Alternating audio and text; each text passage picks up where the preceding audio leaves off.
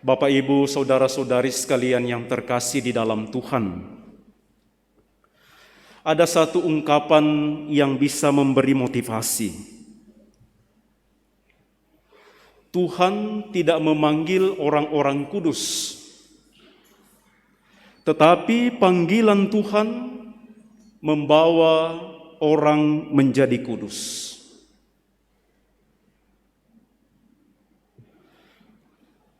Ungkapan yang bisa memberi motivasi ini berlaku untuk kita semua yang mau menjadi pengikut Yesus.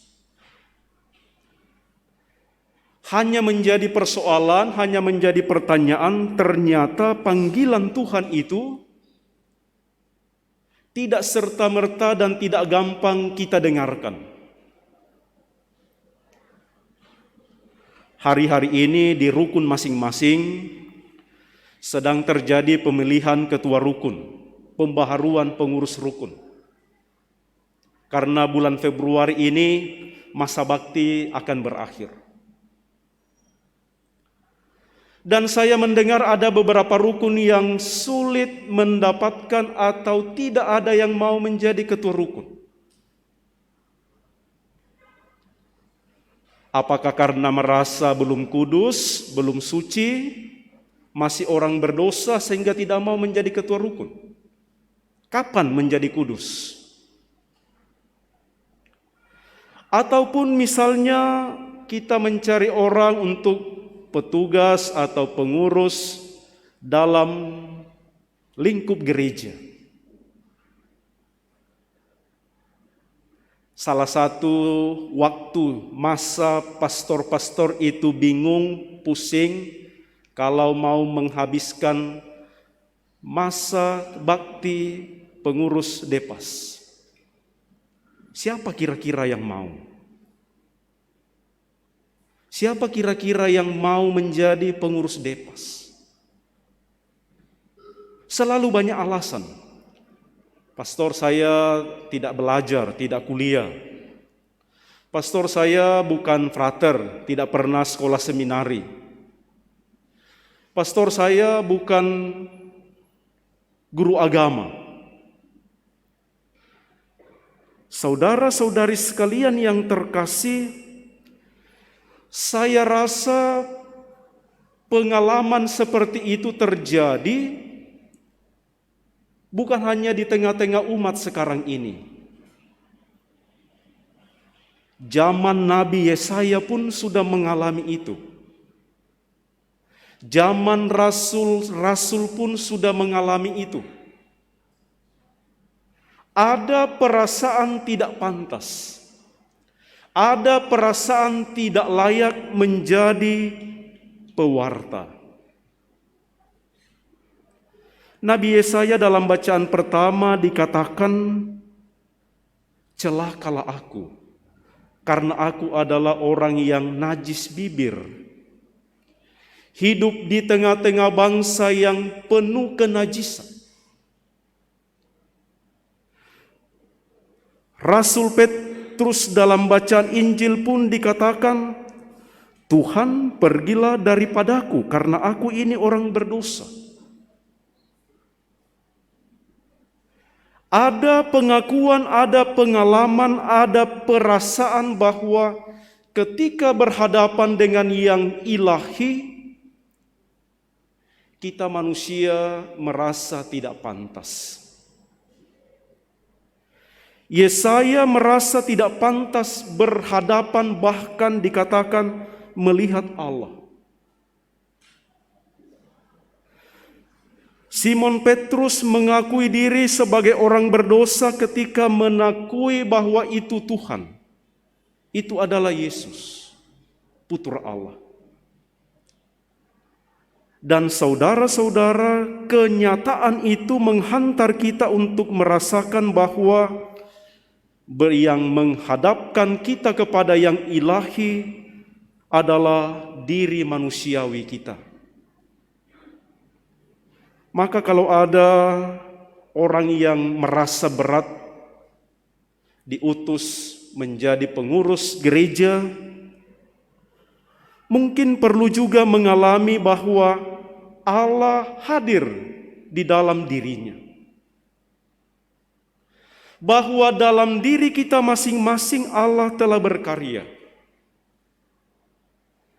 Hanya saja perlu seperti Yesaya dan Simon Petrus mengakui dan menyadari bahwa di dalam diri saya, di dalam diri kita masing-masing, Dia hadir. Dia berkarya. Dan karena itulah kita akan dimampukan untuk menjawab, inilah aku, utuslah aku.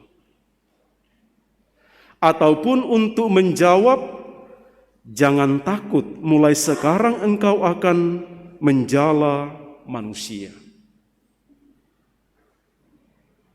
Perlu keyakinan, perlu kesadaran untuk menyadari kehadiran Allah, kehadiran yang ilahi di dalam hidup kita. Dan kehadiran yang ilahi itulah yang akan menguatkan kita, meyakinkan kita bahwa ketika Dia hadir, apa yang menjadi kekhawatiran kita, apa yang menjadi kecemasan kita akan teratasi. Perasaan bersalah, perasaan berdosa, perasaan tidak mampu akan dilengkapi oleh kehadiran yang ilahi tersebut. Bapak, Ibu, saudara-saudari sekalian yang terkasih di dalam Tuhan, Petrus yang menjawab panggilan Allah diutus untuk menjala manusia. Menjala manusia diartikan juga sebagai tanda menyelamatkan manusia dari serangan maut, atau membantu sesama manusia supaya terbebas dari maut.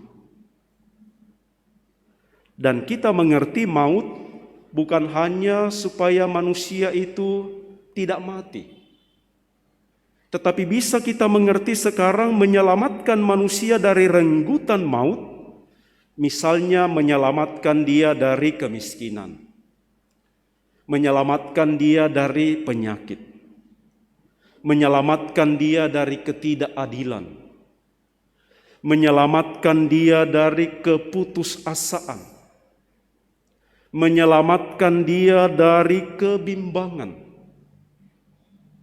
Itulah tugas menjala manusia, menyelamatkan sesama supaya tidak direnggut oleh maut, menyelamatkan sesama dari kelaparan. Dan saudara-saudari, ini adalah tugas kita bersama, bukan hanya tugas Yesaya, bukan hanya tugas Simon Petrus, bukan hanya tugas ketua Depas, ataupun siapa, tetapi kepada kita yang telah dibaptis, yang menerima karunia ilahi, mempunyai panggilan yang sama, mempunyai tugas perutusan yang sama, menyelamatkan sesama dari renggutan maut. Kalau hari ini secara khusus kita ingin bersyukur atas tahun baru Imlek,